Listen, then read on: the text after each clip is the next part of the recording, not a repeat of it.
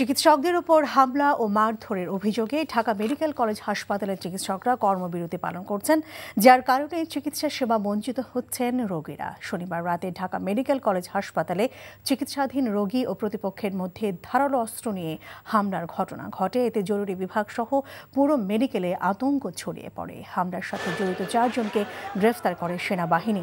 হামলার অভিযোগে প্রথমে কর্মবিরতি পালন করেন ইন্টার্ন চিকিৎসকরা, পরে অন্যান্য চিকিৎসকরাও জরুরি সেবা দেওয়া বন্ধ রাখেন। এমন পরিস্থিতিতে ভোগান্তিতে পড়েন রোগী ও তাদের স্বজনরা। জরুরি চিকিৎসা নিতে আসা রোগীরা চিকিৎসার আশায় অন্য হাসপাতালে ছুটছেন। হামলার অভিযোগে আরও কঠোর কর্মসূচি ঘোষণার প্রস্তুতি নিচ্ছেন চিকিৎসকরা।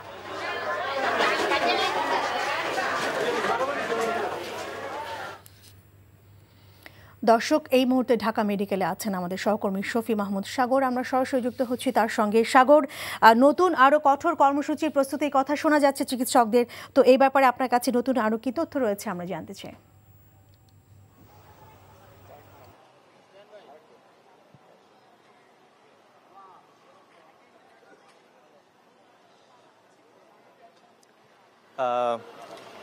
লিনা, আমি এখন আছি ঢাকা বিভাগের জরুরি বিভাগের সামনে। তো এই মেডিকেল কলেজের সামনে এসে দেখতে পেলাম যে এখানে রোগীদের বেশ ভিড় রয়েছে। মূলত গতকাল বিকেলের দিকে যেখানে চিকিৎসকদের মারধরের ঘটনা ঘটে এবং তারই পরিপ্রেক্ষিতে কিন্তু এখন কর্মবিরতি পালন করছেন। যদিও বলা হয়েছিল যে গতকাল রাতে তারা 24 ঘন্টা একটি আলটিমেটাম দিয়েছিলেন যে 24 ঘন্টার মাঝে এই যেই সকল ব্যক্তিরা চিকিৎসকদের মারধর করেছেন তাদেরকে গ্রেফতার করে তাদেরকে আইনের আওতায় আনতে হবে। কিন্তু সেই 24 ঘন্টা পার হওয়ার অনেক আগেই আজকে সকাল থেকেই তারা কিন্তু কর্মবিরতি পালন করা শুরু করেছেন। তো আমরা এসে দেখতে পেয়েছি যে এখানে যে জরুরি বিভাগের টিকিট কাউন্টারটি রয়েছে সেটি পুরোপুরি বন্ধ করে রাখা এবং এর সামনে মানুষজনের বেশ ব্যাপক লাইন রয়েছে, তারা ভিড় জমিয়েছেন। এবং শুধুমাত্র জরুরি বিভাগের কার্যক্রমই নয়, এর পাশাপাশি যে ভিতরে বহির্বিভাগ এবং অন্যান্য যে সকল বিভাগে রোগীরা ছিলেন সেই সকল রোগীদের চিকিৎসা কিন্তু ব্যাহত হচ্ছে। এবং অনেকেই কিন্তু জানতেন না যে চিকিৎসকরা কর্মবিরতিতে যাচ্ছেন। তো ঢাকার বিভিন্ন প্রান্ত থেকে বা কিংবা ঢাকার বাইরে থেকেও কিন্তু রোগীরা আসছেন, এখনও রোগীরা আসছেন এবং তারা এসে দেখতে পেয়েছেন যে এই চিকিৎসা কার্যক্রমটি বন্ধ রয়েছে। তো এটি আসলে বেশ একটি এখন জটিল একটি পর্যায়ে চলে গিয়েছে। রোগীরা বেশ ক্ষুব্ধ এবং তার স্বজনরাও বেশ ক্ষুব্ধ অবস্থা রয়েছেন। তারা বলছেন যে যদি কেউ ভুল করে থাকে, কেউ যদি অন্যায় করে থাকে, তার শাস্তি কেন বাকিদের পেতে হচ্ছে আর কি।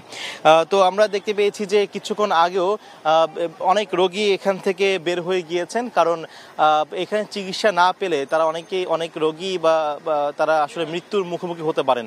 তো এই ভয় থেকেই যাদের সামর্থ্য রয়েছে বা সুযোগ রয়েছে সেই সকল স্বজনরা রোগীদেরকে নিয়ে যাচ্ছেন। কিন্তু বেশিরভাগ যারা রয়েছেন এখনো তারা কিন্তু এখানে রয়ে গেছেন, কারণ যারা ঢাকা মেডিকেল কলেজে আসেন তারা মূলত হয়ে থাকেন নিম্নবিত্ত বা মধ্যবিত্ত সমাজের মানুষ। তাদের আসলে খুব দ্রুতই অন্য কোথাও শিফট করার সুযোগ থাকে না। তো এই ব্যাপারটি আমরা দেখতে পেয়েছি।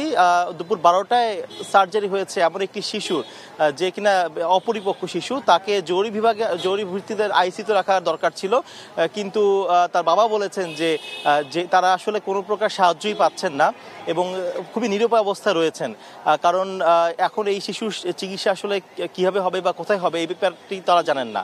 তো নিয়ে আসলে বলা যায় যে চিকিৎসকদের যে কর্মবিরতি সেটির ফলে আসলে ঢাকা মেডিকেল কলেজের সামনে আমরা দেখতে পেয়েছি রোগীদের পরে এই আলোচনা।